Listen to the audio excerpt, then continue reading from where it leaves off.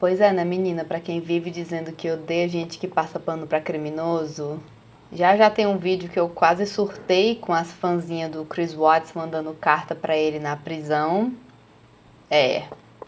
E aí o caso de hoje é uma história bem polêmica que parou os Estados Unidos alguns dias atrás e tem gente defendendo com unhas e dentes o cara que atirou 3 vezes em um CEO bilionário de uma empresa dos Estados Unidos, uma vez que esse ato não foi cometido simplesmente pelo prazer de matar, supostamente, mas esse crime foi um ato político com várias nuances e camadas que fizeram parte da população estadunidense clamar pela liberdade de Luigi Mangione.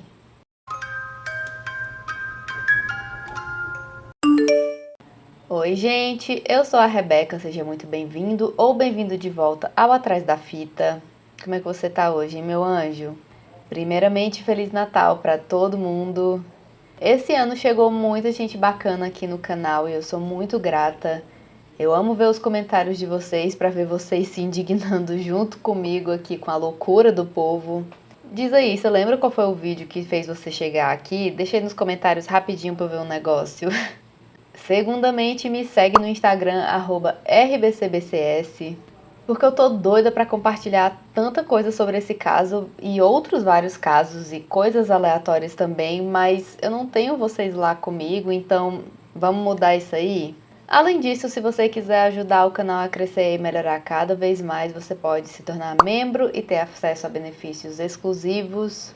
Além disso, você pode fazer um Pix de qualquer valor para minha chave atrásdafita@gmail.com.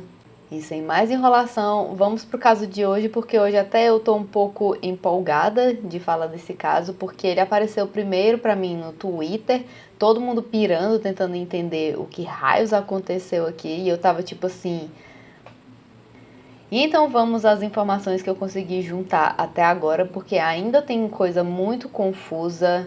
E esse vídeo com toda certeza vai ter um update mais lá pra frente quando eu conseguir juntar todas as informações ou depois do julgamento desse caso, beleza? Vamos lá?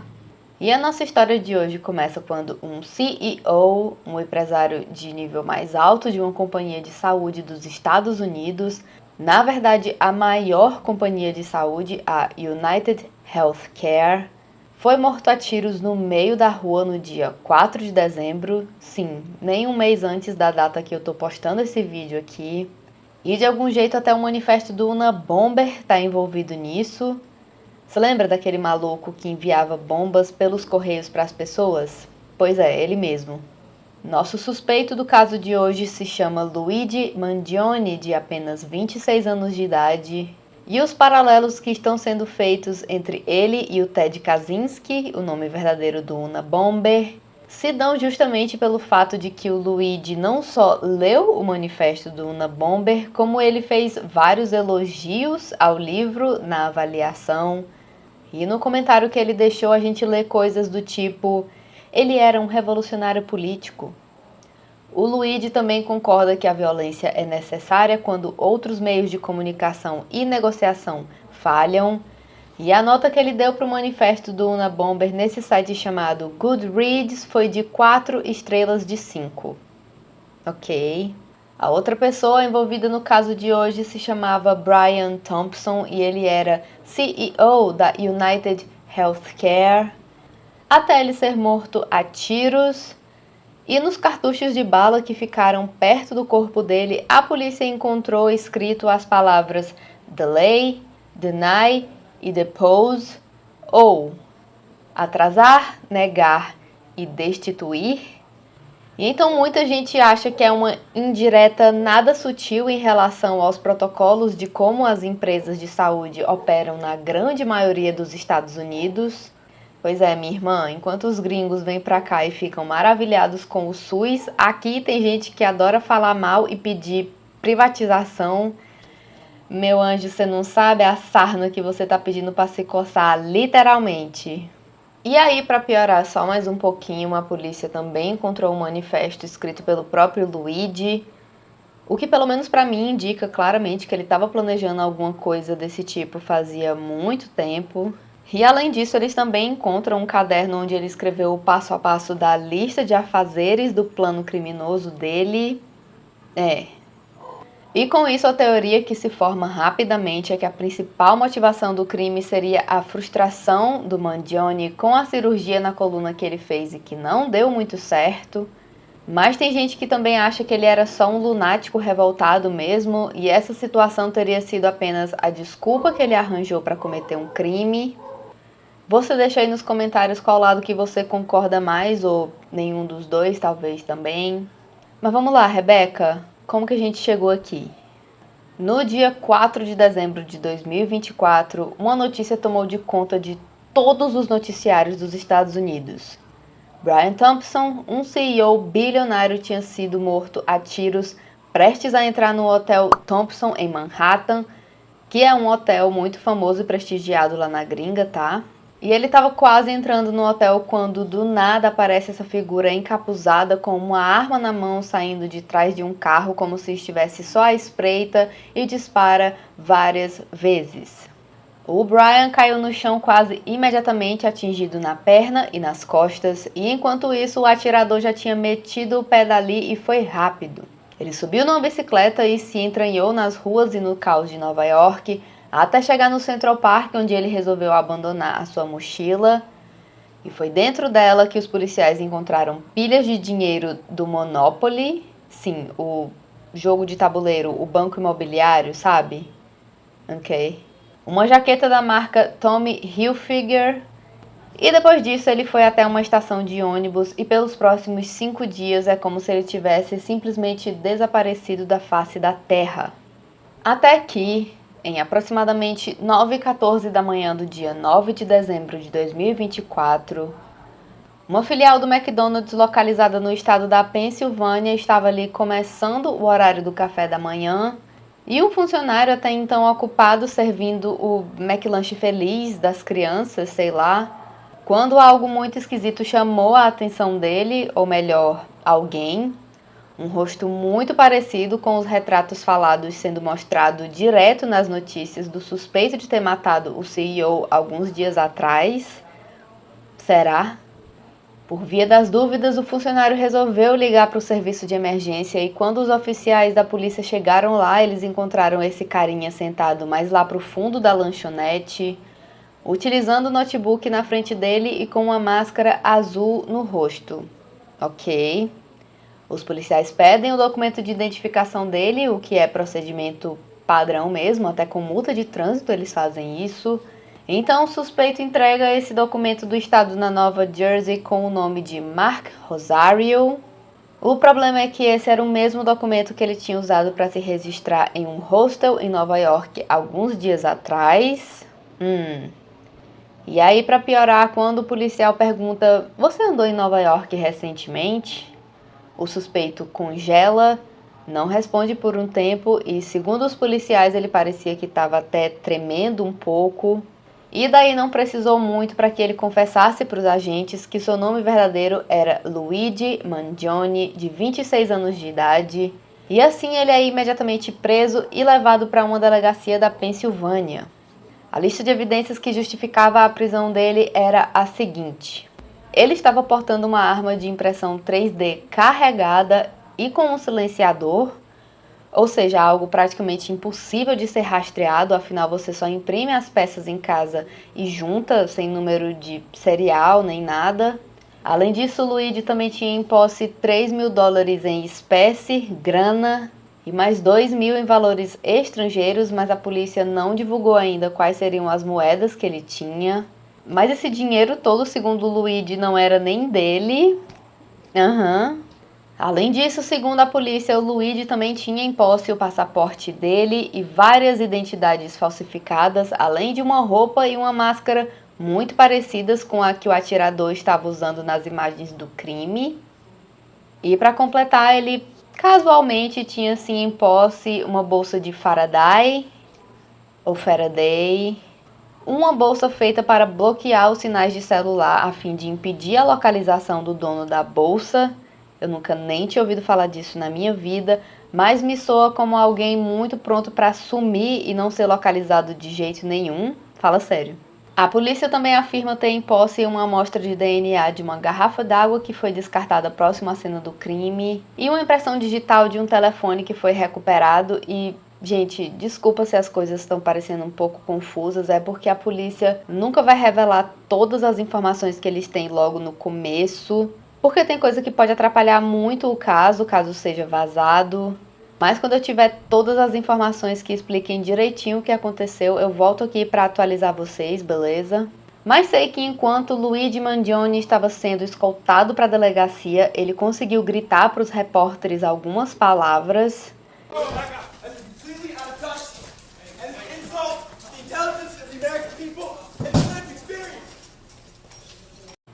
E é um pouco meio difícil de entender pela qualidade do áudio, mas a maioria das pessoas acredita ter ouvido ele dizer o seguinte: isso é completamente sem noção e é um insulto à inteligência do povo americano e à experiência vivida dele. E assim, muita gente vê relação dessa frase dele com um manifesto de 2,5 páginas escrito pelo Mangione, onde ele expressa de forma bem enfática o desgosto que ele tem com o sistema de saúde dos Estados Unidos, e o conteúdo na íntegra não foi liberado para o público ainda. Mais um motivo para eu voltar aqui depois do julgamento, porque é depois do julgamento do caso que a gente fica sabendo de cada coisa, menina. Mas entre os trechos que foram liberados, a gente lê as seguintes passagens. Para os federais, se dirigindo à polícia, eu vou direto ao ponto, porque eu respeito o que vocês fazem pelo nosso país, e para poupar vocês de uma investigação demorada, eu afirmo claramente que eu não estava trabalhando com mais ninguém. Isso tudo foi bastante trivial, um pouco de engenharia social, um pouco de CAD básico, que se eu não me engano é um tipo de programação, me corrijam se eu estiver errada, e muita paciência. Eu peço desculpas por qualquer conflito ou trauma que eu causei, mas precisava ser feito. Francamente, esses parasitas sabiam que isso ia acontecer. Os Estados Unidos têm o sistema de saúde mais caro do mundo e enquanto os lucros das corporações enormes continuam a crescer, a nossa expectativa de vida cai. Os Estados Unidos estão no número 42 em expectativa de vida. É, meu povo, privatiza que melhora é o caralho, viu? Não cai nessa não, que só quem ganha é o empresário rico, porque como é que os Estados Unidos é o número 1 no lucro com a saúde e a expectativa de vida não é das melhores? Me explica. E na lista de afazeres supostamente encontrada no caderno em posse de Luigi Mangione, a polícia afirma que ele teria considerado utilizar uma bomba no crime, ou seja, se inspirar mais ainda no Unabomber, mas ele teria desistido desse plano porque, nas próprias palavras dele, pessoas inocentes poderiam morrer também. O local em que o crime aconteceu também não foi aleatório, uma vez que Luigi teria afirmado que não teria como ser melhor do que matar ele bem antes da conferência de lucros. Ou seja, aquele dia que o Brian estava a caminho de entrar no Hotel Thompson, era o dia que a empresa dele fazia a contagem dos lucros bilionários que eles tinham conseguido negando o seguro dos clientes, que pagavam anos para se lascar na mão deles, justamente quando a pessoa mais precisava, e foi nesse dia que o Luigi decidiu puxar o gatilho. Brian Thompson tinha 50 anos de idade e era pai de 2 filhos quando teve a sua vida interrompida, e ele já trabalhava com a United Healthcare desde 2004. Antes de se tornar CEO, ele trabalhava com a supervisão de planos de saúde, aposentadoria e cobertura de seguros para milhões de clientes ao longo dos anos. Ou seja, imagina quanta gente ele não passou a perna para ele chegar até onde ele chegou, né? E aí você pode estar pensando, o Luigi deve ter sido mais um desses que pagou anos e anos e anos por um plano de saúde e na hora que ele mais precisou, os caras deixaram ele na mão. E ele surtou porque não tinha mais dinheiro para fazer nada, ele não tinha outra opção, certo? Errado. O Luigi era rico também. Eita, e agora? Acontece que a família do Luigi também tinha uma herança construída em várias áreas de atuação, incluindo os serviços de saúde também. Nos anos 70, o avô do Luigi, Nicholas Mangione, conseguiu fazer alguns bons milhões trabalhando com negócios imobiliários. E ele acabou se tornando dono de estações de rádio, casas de repouso e até um country club, aquele lugar que gente rica vai para relaxar e fazer esporte, sabe? Merminha onde eles vão para passar as férias em High School Musical 2. Desculpa a minha referência refinada, mas é isso aí. Atualmente a família ainda é dona de várias propriedades e o Luigi era um dos 37 netos com direito à herança. Durante o ensino médio, o Luigi chegou a se voluntariar para trabalhar na casa de repouso por algum tempo, mas a principal informação desse caso é o fato de que desde a infância o Luigi tinha lutado com uma condição de saúde nas costas dele que causava muita dor.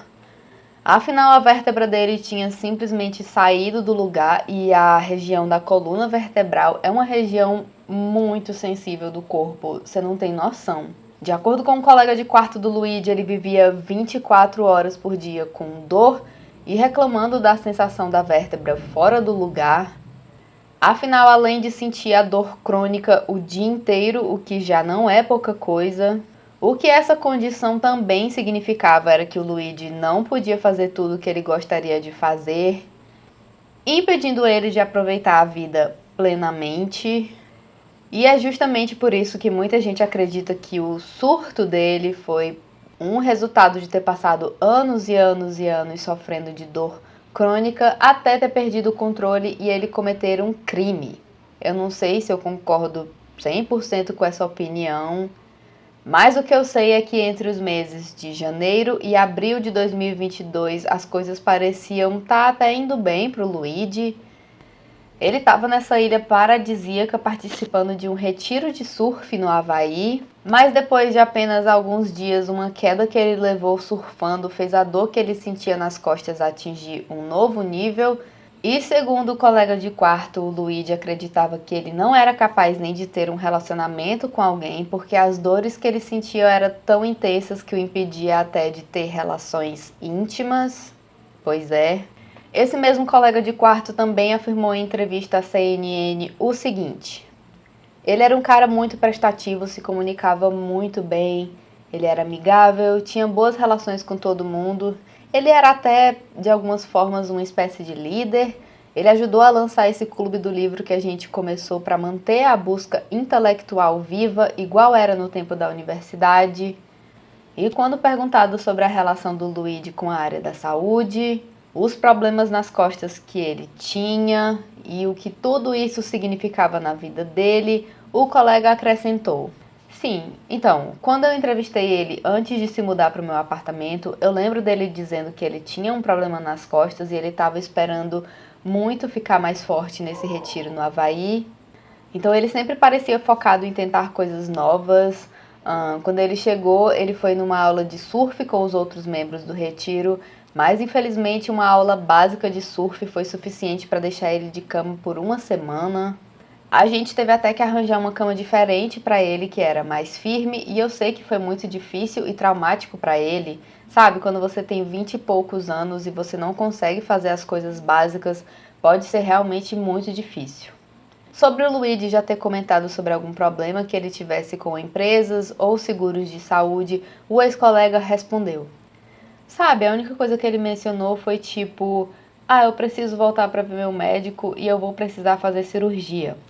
Eu encorajei ele, levei ele para algumas aulas de yoga, ele fazia calistenia sozinho e eu sei que ele era muito focado em ficar forte e saudável, mas eu também sabia que pesava muito para ele ter essa cirurgia atrapalhando as coisas. E eis que chega o dia da fatídica cirurgia em agosto de 2023 e o Luigi só aceitou porque ele foi convencido que esse seria um dos últimos recursos na tentativa de acabar com a dor que já era uma companheira desgostosa dele há tantos anos.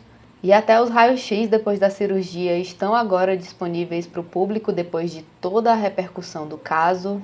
E nas imagens a gente vê os parafusos colocados ali na tentativa de segurar a vértebra da coluna, onde ela deveria estar localizada naturalmente. Primeiramente, para o alívio do Luigi, parecia que a cirurgia tinha dado certo e nos primeiros dias a dor parecia muito mais suportável do que ela tinha sido em anos. Mas não durou muito tempo e é justamente nessa época que todo mundo que conhecia ele disse que ele começou a agir de um jeito muito esquisito. Afinal, imagina por 5 segundos que você sofre de dor crônica, o que já dizem que é uma condição que pode levar a pessoa à loucura. Você acha que se livrou desse sofrimento e um belo dia você acorda sentindo a dor de novo? Socorro, Deus! Especialistas no assunto afirmam que existe sim uma relação direta entre dor crônica nas costas e quadros de psicose. Sim, é nesse nível o estresse que é ter que conviver sentindo dor 24 horas por dia, tá? O buraco é bem mais embaixo aqui. Um estudo afirma que pessoas com dor crônica nas costas são aproximadamente 2,5 vezes mais prováveis de desenvolver um quadro de psicose. Ou seja, é tanta dor que você começa a enlouquecer real. Além disso, 2023 para o Luigi foi um ano muito agitado e possivelmente frustrante. Ele largou o emprego de engenharia de dados e por um período de tempo ele voltou para o Havaí, onde ele tinha participado do retiro de surf. E lá ele alugou um apartamento e até tentou começar outro clube do livro, mas de acordo com os amigos ele estava tendo muita dificuldade de cativar os membros do clube do livro e fazer eles retornarem semana após semana. Afinal, o gosto do Luigi por livros não era muito popular. Entre os preferidos dele estavam a biografia do Elon Musk, um livro chamado Qual é o Nosso Problema?, que se descreve como um livro de autoajuda para a sociedade. E além disso, Luigi lia bastante sobre saúde e mais especificamente sobre dores nas costas, veja só. Entre eles, um livro que eu vou traduzir o título aqui como Torto, : Como vencer a indústria da dor nas costas e começar a estrada da recuperação. O que realmente faz todo sentido Luigi passar horas e horas lendo esses livros? Sim, claro. Mas se você quer montar um clube do livro, é de se esperar que você seja um pouquinho mais flexível com os livros que você espera que as outras pessoas vão querer ler também, não é mesmo? E com tudo isso, quando a dor nas costas voltou pro pesadelo do Luigi, essa foi a última gota. E alguns especialistas que comentaram o caso afirmam que é possível que, sim, a combinação de dor crônica e analgésicos fortíssimos possam ter levado Luigi Mangione a cometer ações que ele não cometeria em outras circunstâncias. E sendo assim, no verão de 2024, alguns meses atrás já tinham vários sinais de que o Luigi não estava nada bem, tanto fisicamente quanto psicologicamente agora também. Os amigos dizem que ele nem respondia mais nenhuma mensagem e há alguns meses parecia que ninguém mais tinha notícias dele. 2 semanas antes do crime, no dia 18 de novembro, a mãe do Luigi chegou a reportar o sumiço dele para a polícia de São Francisco, ou seja, ela devia estar muito preocupada real. E a essa altura a gente nem sabe dizer se ele realmente estava andando em São Francisco nessa época ou se era a região que a mãe dele achava que ele estava, baseado nas informações que ela tinha. Que pesadelo para uma mãe, viu, menina? E muito contrário a esse cara de 26 anos que parecia um expert em desaparecer do dia para a noite. No ensino médio, o Luigi era um aluno exemplar, aquele que se destacava. Ele literalmente se formou no ensino médio recebendo o título Valedictorian, que é como eles chamam o título acadêmico para o aluno com a performance mais alta de uma turma de graduação em uma instituição acadêmica dos Estados Unidos, segundo a Wikipédia. Em 2020, ele conseguiu de algum jeito um bacharelado e um mestrado na Universidade da Pensilvânia ao mesmo tempo. Ele se formou em ciência da computação e só para completar ali de brinde, junto ele ganhou um mestrado em computadores e ciência da informação no mesmo ano. E até mês passado ele não tinha nenhum histórico criminal, mas agora Luigi Mangione enfrenta acusações de homicídio em segundo grau, posse de armas e posse de documentos forjados. E o único motivo para ele ter sido acusado de homicídio em segundo grau em vez de primeiro grau, até onde eu entendi, é pelo fato de que em Nova York eles só consideram homicídio em primeiro grau situações muito específicas e extremas, como, por exemplo, tirar a vida de um policial ou atos terroristas, só para dar o peso aí dessa acusação diferenciada. E eu sei que tem muita gente defendendo os atos do Luigi, inclusive até clamando pela liberdade dele, mas até aí o Twitter tá cheio de gente assim, né? O povo lá já adora passar pano pra maluco, né? Então... E essa parte aqui é pura fofoca porque eu só vi que tinha um boato que a polícia, se pudesse, nem tinha liberado as fotos dele. Porque quando eles viram que ele era um cara bonitão e a história era meio complexa, né? Eles já sabiam que podia ter um monte de gente querendo passar pano, né? Dar palco pra maluco só porque ele é bonitinho. E você? O que você achou dessa história toda? Você já tinha ouvido falar desse caso? Não se preocupe, porque eu vou ficar de olho quando a gente tiver mais informações para entender o que raios aconteceu aqui. Eu volto com um update. Eu vou querer ver esse manifesto sendo lido no julgamento, é sério. E é isso, gente. Se você chegou até o final do vídeo, comenta um coração azul para eu saber que você chegou até aqui. Ele é o meu emoji preferido. E até a próxima. Você se cuida, se hidrata, se inscreve no canal, ativa as notificações para o YouTube te avisar quando tiver vídeo novo. E eu vejo você na próxima. Tchau. Jingle bell, jingle bell, jingle jingle bell.